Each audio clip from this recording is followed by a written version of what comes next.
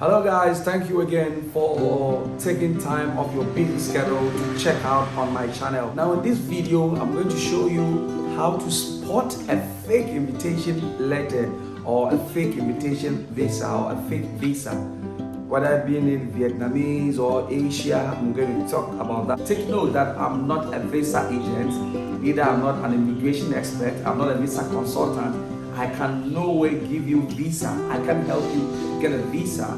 All the information I've put out here is based on research and my experience with people who have been duped, people who have duped people, the Vietnam immigration website or Vietnam government immigration website.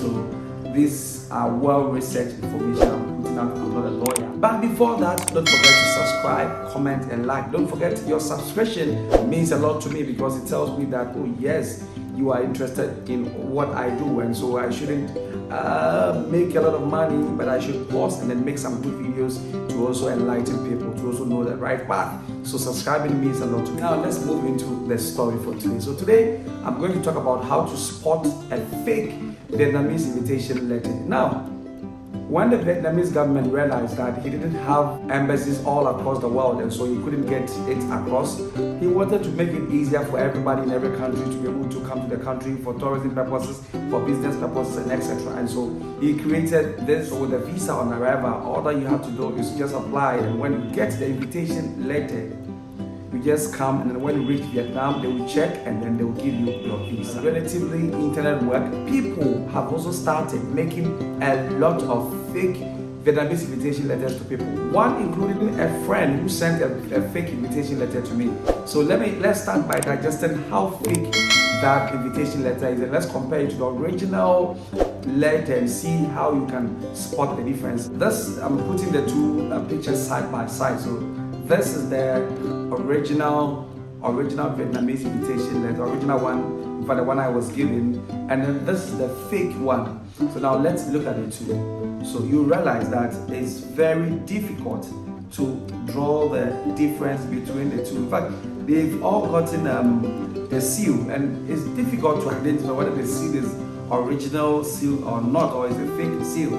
And these are most of the things you see. Practically, you come to the conclusion that it is very difficult telling whether an invitation letter is fake or not. It can only be determined by Vietnamese immigration. That is when you get here.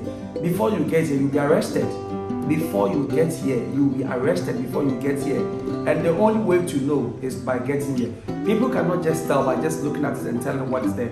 However, there are certain behavior, certain attitude put up by those visa agents that you can tell that they are going to be fake. So behavior number one, pile up unnecessary pressure on you for you to be quick and then pay the money. They don't give you time to think. They don't give you time to go through the invitation letter they want to send you. They don't give you time. They only give you pressure, excessive pressure. Oh, send the money. You know, the person, we want only one more person. We are left with one.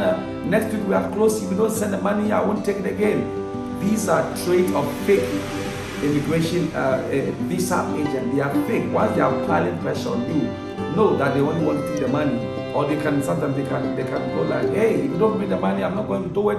I have only 2 applications left. If you don't send it, I will do it and leave yours. The guy is just piling pressure on you, making you unable to think well, or asking you to concentrate on only the visa he wants to give to you, and that will make you blind. Once you send the money, you're not going to see that person again. So that is trick number one. Now, trick number two that they use, fake visa agents use, they try to take money from you before you get there. And so these guys are going to go like, okay, so this is what you need to do. You need to pay me the money first, and I have to work on it before you get it.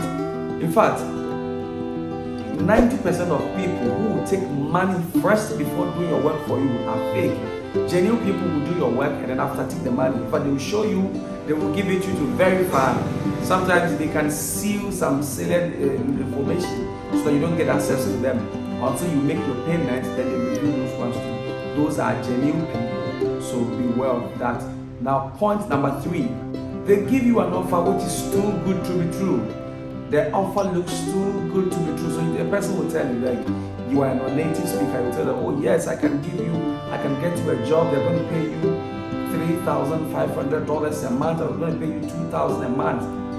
It is too good. Just take your time, go on the internet, check, plus accommodation, plus visa, plus TLC, plus you read on the internet, you get to know that what the person is saying is too good to be true. My friend, you just want to take your money away. So be suspicious of such people. And when it happens like that, just be smart enough to ask questions. So that brings me to my next point. So my next point is people who are unable to give you clear-cut answers. Clear-cut answers, or they will not tolerate questions from you. They can't tolerate questions from you. So you ask genuine questions. He's a visa agent and he's telling you, hey, I can get you a job. He's going to give you accommodation. He's going to give you work. He's going to give you this. He's going to give you that. You put true questions to them or straight questions to them, and they can answer upfront. They have to go back, revert back, and then go and think about the answer. Sometimes the answers are not very accurate. Sometimes the answer is not accurate. You can determine that the answer is not accurate. Hey, be careful. He wants to spend your money.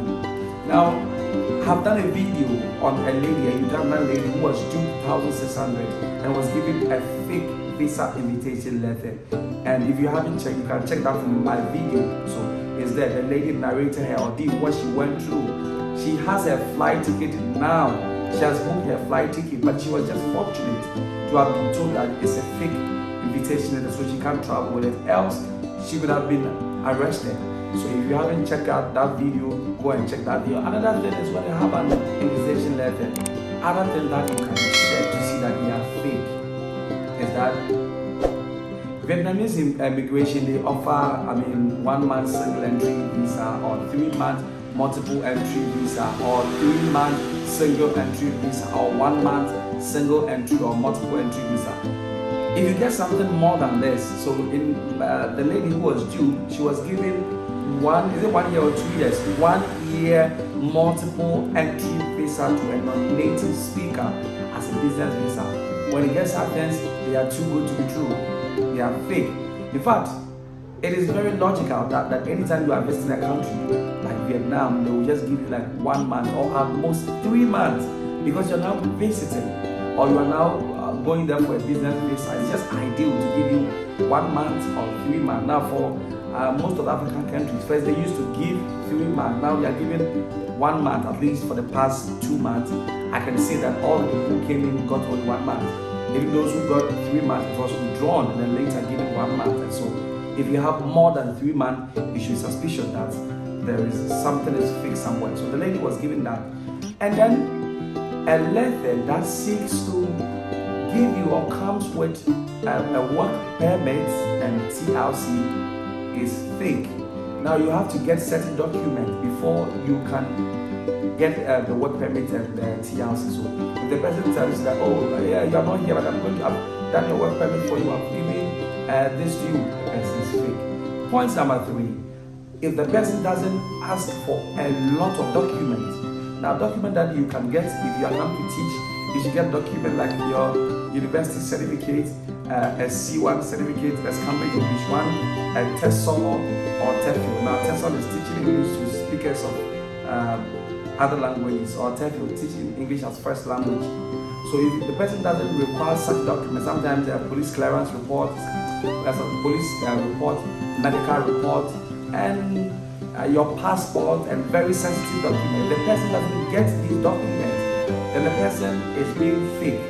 However, you should be careful. If you also give these documents to somebody who's already fake, the person can end up using it for other dubious means which you cannot tell. So you have to be very careful of that too. Now another point I'll also add is fake visa agent who pretend to be working with schools. So they will tell you, okay, so a school has asked me to get him 3 or 4 teachers, and so I'm going to get you to the school, but you have to pay $1,000 for me to process the document for you. It doesn't make sense. You want a job, so why would a person take $1,000 from you before giving you the job? Like, it doesn't. It's absurd. And so when you have such offers, you should know. And then especially those of them who tell you, okay, I want to give me the money before you come. No, that person is fake. So if the person is very genuine and the person wants to be paid for his job, let's say the person has been able to link you to a school, the first thing or the good thing is the person should work with his own money. Tell the person, okay,